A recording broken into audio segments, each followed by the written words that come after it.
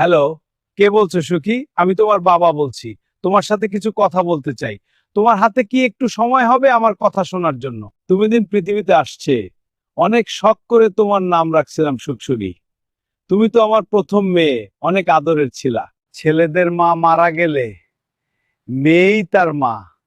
তাই তোমাকে আমার কষ্টের কথাগুলো বলতে চাই। আমি চাকরি করা অবস্থায় 10 বছর দুপুরের খাবার খাই নাই, শুধু হালকা নাস্তা করেছি তোমাদের সুখের জন্য। তোমাদেরকে লেখাপড়া করাইছি, তোমাদের জন্য শহরে বাড়ি গাড়ি করছি, তোমাদেরকে আলাদা আলাদা জায়গা জমি দলিল করে দিয়েছি, বাড়ির দলিল করে দিয়েছি তোমার মায়ের নামে। আজ তোমরা সবাই আমাকে পর করে দিয়েছো, তোমার মাও বাড়ি থেকে বের করে দিয়েছে। আমি এক বুক কষ্ট নিয়ে তোমার দাদু বাড়ি উঠেছি। ছোট একটা ঘরে থাকি, সেই ঘরটাও আমার না। তোমাদের না কখনো আল্লাহর কাছে অভিযোগ বা অভিশাপ দিই না। তোমার আমার ছেলে মেয়ে, আমি কষ্টে আছি, তোমরা সবসময় ভালো থেকো। বন্ধুরা, এই চাচার কাছ থেকে আমাদের শিক্ষা নেওয়া উচিত। যুবককালে সব পরিবারের জন্য ঢেলে না দেয়া। যখন তুমি টাকা পয়সা ইনকাম করবে, তখন কিছু কিছু তোমার নামে সঞ্চয় করো।